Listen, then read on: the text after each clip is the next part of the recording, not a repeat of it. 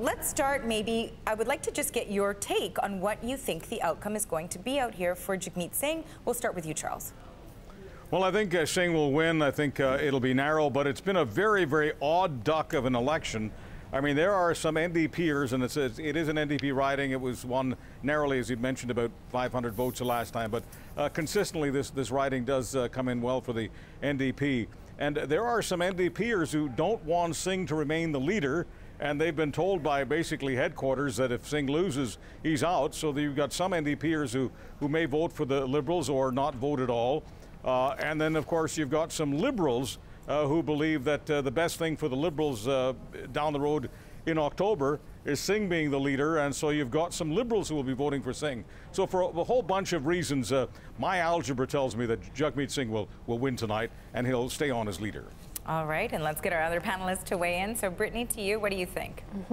It's interesting because I imagine Charles has a better picture of what is happening on the ground since he's, located out in BC. I think that Jagmeet's going to take it. I mean, he is a leader. People usually tend to want a leader to represent their riding.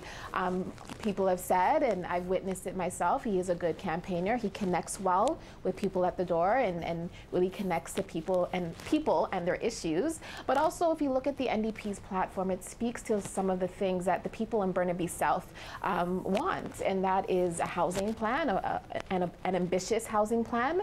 That is somebody who is going to fight tooth and nail for the environment. So that appeals to a lot of Burnaby-South voters. So I think he's going to take it. There's no reason why he shouldn't. And especially in the wake of the SNC-Lavalin scandal and also the scandal with the former Liberal candidate that didn't end off too well, I think people are looking for a more positive candidate and a more positive vision to throw their backing behind. And finally, Manisa, we'll ask you too for your prediction tonight. Do you think all these factors are going to help to clear the path for a win for Jagmeet Singh? I do think Jagmeet Singh is going to take the win. So agreeing with both Brittany and agreeing with Charles, which doesn't happen all that Mark it often. down. It was an easy question. You know what, Charles? It was an easy tweet question. about it later. I'm going to tweet about it later. But the point is, yeah, I think he's going to take the win. At the end of the day, and I think it was one of the individuals, one of the residents of Burnaby, a few of the residents I know had been interviewed early, and one of them said, look, I want to see a little bit more diversity. So I don't think we should forget the importance of, the racialized community and the young community, saying that we want some diversity. I think it's indisputable that, he's young, he's charismatic. In Brittany's words, he connects extremely well with individuals. And I think he's brought something, he's kind of brought the sexy back to politics, in case anybody cares about that. So I think all of that means something in these circumstances. Now, I will disagree with Brittany on one standpoint. Now, she does mention that, on the heels of the SNC-Lavalin scandal, that potentially, bolsters his ability to take the win here. I don't necessarily think so, particularly because Jagmeet Singh admittedly has been doing his organic campaigning in Burnaby as opposed to, hanging out in Ottawa like the Conservatives, so hasn't really been able to monopolize on this opportunity to really, what I'm going to characterize as blowing the SNC-Lavalin scandal. I don't even like calling it a scandal.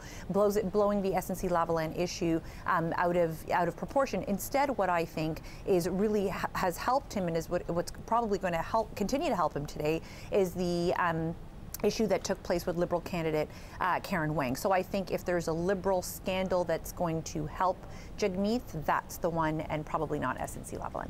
And let's take a more national picture now on the party itself, not just Jagmeet Singh, but let's take a look at the polls, for example. And we know that numbers have been falling for the NDP specifically. If you take a look at those numbers there, the Liberals 35.2%, Conservatives 34.8%, and the NDP at 14%. So they are significantly down in sort of popularity across the country. These are pretty recent numbers. So if Jagmeet Singh wins this seat, how much work is really cut out for them to get them back up in 8 months' time? It might sound like a long time, but really in an election year, it's not all that much. Is it, Charles?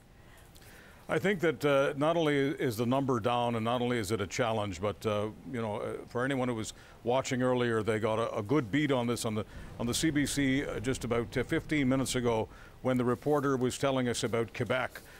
Quebec is a huge problem for the NDP. Both Thomas Mulcair and Jack Layton were from Quebec, and the larger point to be made is they both talked French like Quebecois. Jagmeet Singh can speak French, but he speaks French like an Ontarian. Some people think that doesn't make much of a difference. It makes an enormous difference. Jagmeet Singh at the moment is really not connecting with Quebec. But fortunately, as Brittany mentioned earlier, he's a very good retail campaigner. And when he gets to spend more time in Quebec, chances are his numbers will come up a bit. But right now, it looks like they're getting wiped out in Quebec. And if they do, it's going to be a very tiny caucus after the October election. So with that, Brittany, I want to go to you. I mean, if we see this sort of thing where the NDP loses in Outremont, which is a very real possibility, is it the New Democratic Party in peril? So there are two things I want to mention here. First is that the NDP is a party that always has to fight for seats. It's never been a party that has traditionally been in great standing prior to an election. So the fight for social democratic values, the fight for more progressive values is something that is not foreign to the NDP. I think it's too far out to look at polling numbers and to make a good or thoughtful assessment as to how they're going to perform in the House or how they're going to perform in the election. When Jagmeet gets into the House, the ball game can potentially change when you do have a third party from the left coming in at the Liberals. So I do think that needs to be put into perspective. The second thing is that at the end of the day, Jagmeet is still a racialized candidate. And as much as some people are really gung-ho to see a racialized candidate enter into the House, they want to see more diversity in politics, there is that and much more of those folks out there who are racist and don't want to see somebody that looks like Jagmeet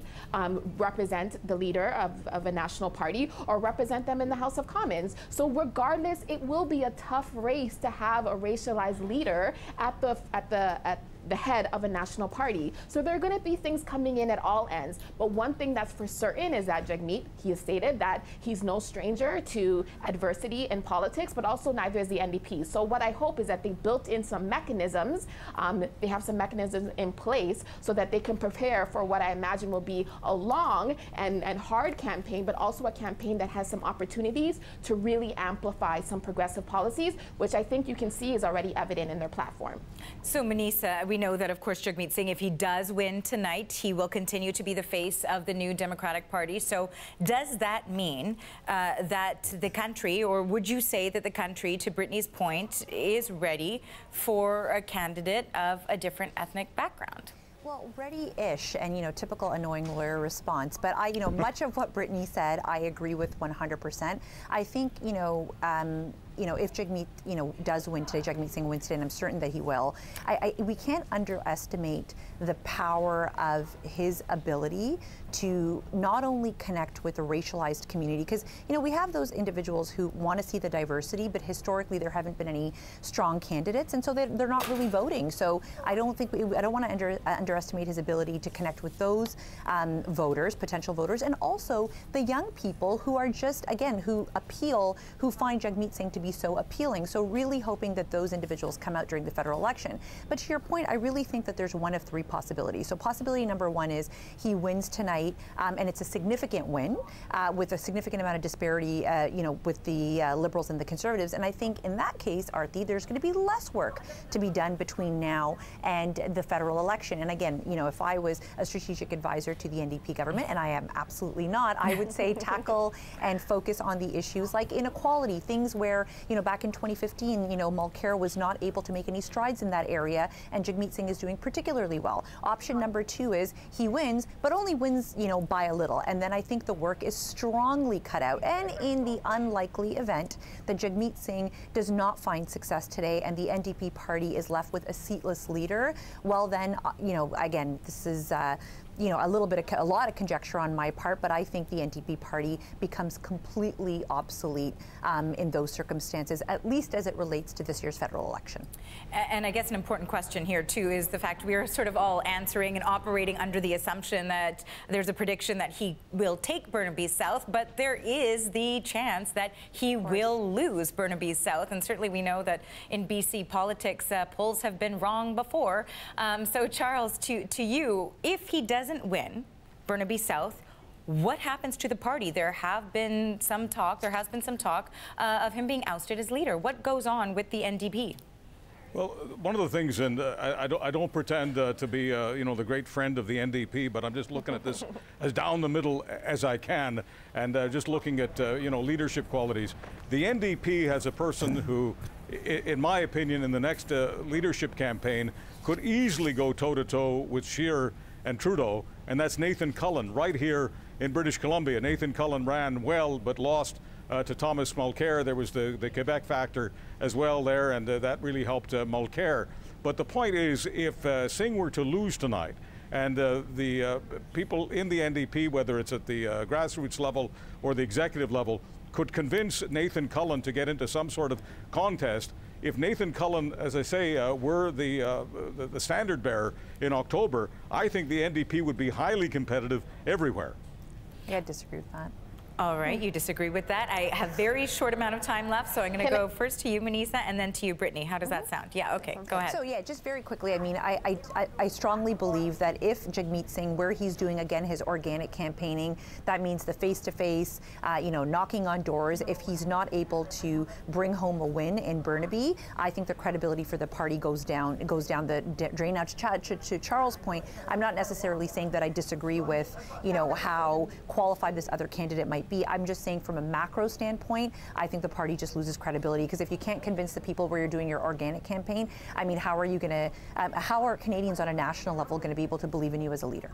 And Brittany, yes, to you too. And, you know, just again, to sort of set the sort of stage here, we have potentially Jagmeet Singh not winning. That's a possibility. And then also Outremont going to the Liberals, for example. These are real scenarios that could come. If that happens, what do you say for the NDP going forward? I think the fact that there have been rumors and speculation around what will happen if Jagmeet doesn't win this race is, I think it's abhorrent. And I think it's quite appalling in that it shows that the party is possibly not intact.